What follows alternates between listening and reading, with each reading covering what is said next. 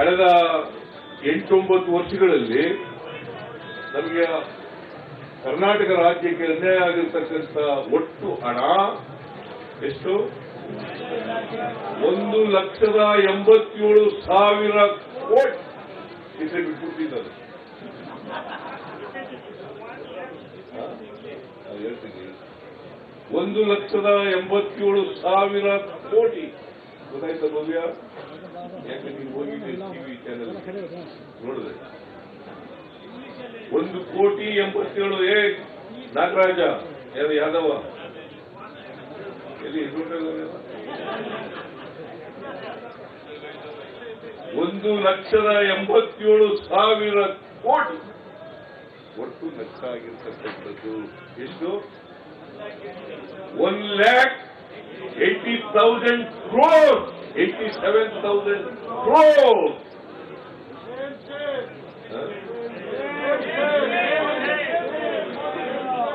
Such a big way industry says to us to Karnataka. Will we keep? Will you not educate? Should you not protect the interest of Karnataka? Should you not protect the interest of Kannadigas? Huh? Is it not our duty? That's why you are doing it. ಗೊತ್ತಾಯ್ತೇನಪ್ಪ? ಆಮೇಲೆ ಬರಗಾಲ ಬಂತು. ಕರ್ನಾಟಕದಲ್ಲಿ ಬರಗಾಲ ಇದೆ. 236 ತಾಲೂಕುಗಳಲ್ಲಿ 223 ತಾಲೂಕುಗಳನ್ನ ಬರಗಾಲ ಅಂತ ಘೋಷಣೆ ಮಾಡಿದ್ದಾರೆ. 220. ಅದರಲ್ಲಿ ಸಿವಿಯರ್ ಡ್ರಾಟ್ ಇರ್ತಕ್ಕಂಥದ್ದು 196 ತಾಲೂಕು. 236 ತಾಲೂಕುಗಳಲ್ಲಿ ಸಿವಿಯರ್ ಡ್ರಾಟ್ ಇರ್ತಕ್ಕಂಥದ್ದು 196 ತಾಲೂಕು. 223 ತಾಲೂಕುಗಳನ್ನ ಬರಗಾಲ ಅಂತ ಘೋಷಣೆ. ಇದು ನಾವು ಮೆಮೊರಾಂಡಮ್ ಕೊಟ್ಟದ್ದು ಸೆಪ್ಟೆಂಬರ್ ತಿಂಗಳು. ಸುಮಾರು 5 ತಿಂಗಳಾಯ್ತಾ ಬಂತಲ್ವಾ? ಕೇಂದ್ರ ಸರ್ಕಾರದಿಂದ ಸೆಂಟ್ರಲ್ ಟೀಮ್ ಬಂತು. ಅವೆಲ್ಲ ಇನ್ಸ್ಪೆಕ್ಷನ್ ಮಾಡಿದ್ರು, ರಿಪೋರ್ಟ್ ಕೊಟ್ಟರು ಕೇಂದ್ರ ಸರ್ಕಾರಕ್ಕೆ. ನಮ್ಮ ಮಂತ್ರಿಗಳು ಕೃಷ್ಣ ಬೈರೇಗೌಡ, ಶಿವರಾಯಸ್ವಾಮಿ, ಆಮೇಲೆ ನಮ್ಮ ಯಾರು ಪ್ರಿಯಕೃಷ್ಣ ಅಲ್ಲ ಹೇಳ್ತಾರೆ ಪ್ರಿಯಾಂಕ್ ಖರ್ಗೆ ಇವೆಲ್ಲ ಹೋದ್ರು. ಪಾಪ ಇವ್ರಿಗೆ ಮೀಟಿಂಗ್ ಅವ್ರು ಮೀಟ್ ಮಾಡೋಕ್ಕೂ ಅವಕಾಶ ಕೊಡ್ತೀವಿ. ಮನೆಗೆ ಹೇಗೋ ಕಷ್ಟಪಟ್ಟು ಕೃಷ್ಣ ಬೈರೇಗೌಡ, ಪ್ರಿಯಾಂಕ್ ಖರ್ಗೆ ಅಗ್ರಿಕಲ್ಚರ್ ಮಿನಿಸ್ಟರ್ ಭೇಟಿ ಮಾಡಿದ್ರು. ಚಂದ್ರರಾಯಸ್ವಾಮಿ ಇರಲಿಲ್ಲ, ಇವ್ರು ಮಾತ್ರ ಇಬ್ಬರೇ ಹೋಗಿ. ಆಮೇಲೆ ನಾನೇ ಡಿಸೆಂಬರ್ 20ನೇ ತಾರೀಕು ನಾನು ಕೃಷ್ಣ ಬೈರೇಗೌಡ ಪ್ರೈಮ್ ಮಿನಿಸ್ಟರ್ ಹತ್ರ ಅಪಾಯಿಂಟ್ಮೆಂಟ್ ತಗೊಂಡು, ಅಮಿತ್ ಶಾ ಅವ್ರ ಹತ್ರ ಅಪಾಯಿಂಟ್ಮೆಂಟ್ ತಗೊಂಡು ಭೇಟಿ ಮಾಡಿದ್ರು. ಡಿಸೆಂಬರ್ 20ನೇ ತಾರೀಕು I, along with Mr. Krishna Bairegowda, who is a minister in charge of revenue, we met Prime Minister of this country, Sri Narendra Modi ji, and also Amit Shah, who is a Home Minister of this country, and he is also chairman of this relief, drought relief, high-level committee. ಅವ್ರು ಏನ್ ಹೇಳಿದ್ರು? ನರೇಂದ್ರ ಮೋದಿ ಅವರು ಹೇಳಿದ್ರು, ನಾನು ಹೇಳ್ತೀನಿ ಎಲ್ಲ ಇವ್ರಿಗೆ, ಅಮಿತ್ ಶಾ ಅವ್ರಿಗೆ ಹೇಳ್ತೀವಿ ಅಂತ. ಆಮೇಲೆ ಅಮಿತ್ ಶಾ ಅವ್ರಿಗೆ ಭೇಟಿ ಮಾಡಕ್ಕೆ ಏನ್ ಹೇಳಿದ್ರು? 20ನೇ ತಾರೀಕು ಭೇಟಿ ಮಾಡಿದ್ವಿ, ಡಿಸೆಂಬರ್ 20ಕ್ಕೆ. 23ಕ್ಕೆ ಮೀಟಿಂಗ್ ಕರೆದು ನಾವು ಒಂದು ತೀರ್ಮಾನ ಮಾಡ್ತೀವಿ ಅಂತ ಹೇಳಿದ್ರು. 23ಕ್ಕೆ ಡಿಸೆಂಬರ್ 23ಕ್ಕೆ ಮಾಡ್ತೀವಿ. ಇವತ್ತವರಿಗೆ ಒಂದು ಮೀಟಿಂಗ್ ಕರೆದಿದ್ರಂತೆ, ಅದು ಮುಂದಕ್ಕೆ ಕೊಟ್ಟಾಯ್ತು. ಆಮೇಲೆ ಇವತ್ತವರೆಗೆ ಮೀಟಿಂಗ್ ಆಗಿಲ್ಲ.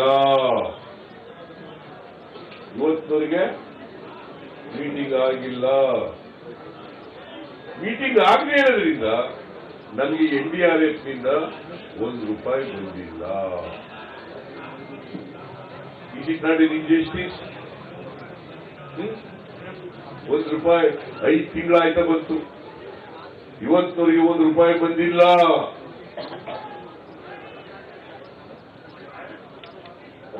ಕೊಡ್ರಿ ನಾವು ಮಾತೆತ್ತಿದ್ರೆ ಸಿದ್ದರಾಮಯ್ಯನವರ ಸರ್ಕಾರ ರೈತರಿಗೆ ಏನು ಪರಿಹಾರ ಕೊಡಲಿಲ್ಲ. ನಾವು ಕುಡಿಯ ನೀರಿಗೆ, ಮೇವಿಗೆ, ಉದ್ಯೋಗ ಕೊಡಲಿಕ್ಕೆ ಇವತ್ತವರೆಗೆ ತೊಂದರೆ ಆಗಿಲ್ಲ. ಅದ್ರ ಜೊತೆಗೆ ಮೊದಲನೇ ಕಂತಿನಲ್ಲಿ 2,000 ರೂಪಾಯಿ ಅಲ್ಲ 2,000 ರೂಪಾಯಿ ಪ್ರತಿ ರೈತರಿಗೆ ಮೊದಲನೇ ಕಂತಿನಲ್ಲಿ ಪರಿಹಾರ ಕೊಟ್ಟಿದ್ದೀವಿ. ಸುಮಾರು 31 ಲಕ್ಷ ರೈತರಿಗೆ ಕೊಟ್ಟಿದ್ದೇವೆ. 650 ಕೊಟ್ಟಿದ್ದಲ್ಲ, 650 ಕೋಟಿ ರೂಪಾಯಿಗಳನ್ನ ರೈತರಿಗೆ ಕೊಟ್ಟಿದ್ದೀವಿ. 31 ಲಕ್ಷ ರೈತರಿಗೆ ಕೊಟ್ಟಿದ್ದೀವಿ. ಇನ್ನೂ ಕೊಡ್ತೀವಿ.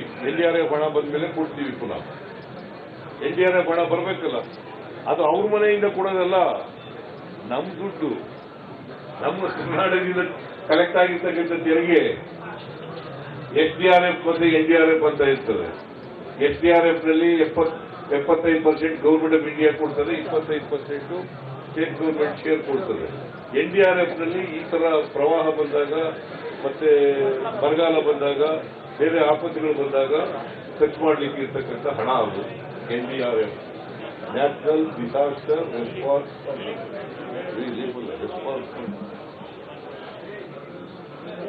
National disaster response fund, NDRF, SDRF, state disaster response fund. So ನಾವು ಅದರಲ್ಲಿ ಈಗ SDRF ಫಂಡ್ ನಲ್ಲಿ ಎಲ್ಲ ಡಿಸಿಗಳ ಹತ್ರ 800 ಕೋಟಿ ರೂಪಾಯಿ, ಎಷ್ಟಪ್ಪ, 870 ಕೋಟಿ ರೂಪಾಯಿಗಳು ಅವರ PD ಅಕೌಂಟ್ ಅಲ್ಲಿದೆ.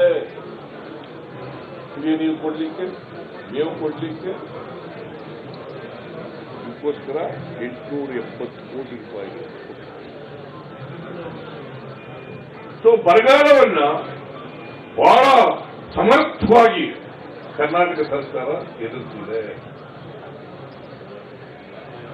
Now we are waiting for the release of NDRF fund to Karnataka because we are facing severe drought in Karnataka. ಕೊಟ್ಟಿಲ್ಲ ಇವತ್ತವರಿಗೆ, ಅದು ಕೊಡಿಸ್ರಿ ಮಿಸ್ಟರ್ ಯಡಿಯೂರಪ್ಪ, ಮಿಸ್ಟರ್ ಬಸವರಾಜ ಬೊಮ್ಮಾಯಿ. ಅಲ್ಲಿ 26-27 ಜನ MP ಗಳು ಈಗ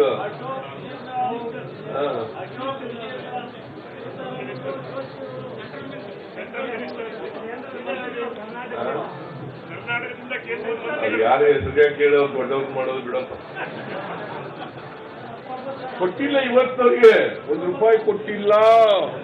ಇದು ಹೇಳ್ಬೇಕಾ ಬೇಡ?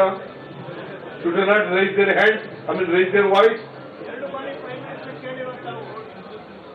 ನಿಮ್ಗೆ ಜನ ಓಟ್ ಕೊಟ್ಟರು ಕಳಿಸಿರೋದಕ್ಕೆ ಮತ್ತೆ ತಲೆ ಕುಣಿತಕ್ಕ ಹಿಂಗೆ, ತಲೆ ಅಲ್ಲಾಡ್ಸಕ್ಕ ಹಿಂಗೆ.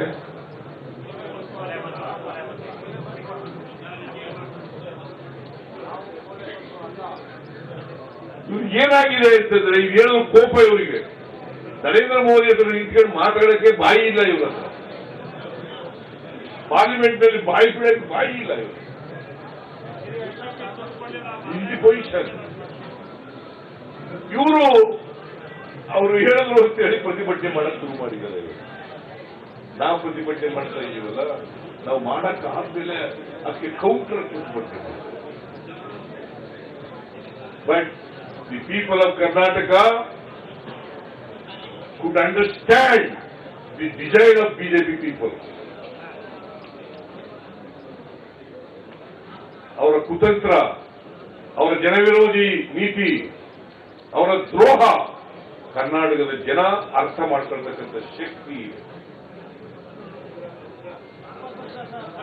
ಇದು ಒಂದಾಯ್ತಾ?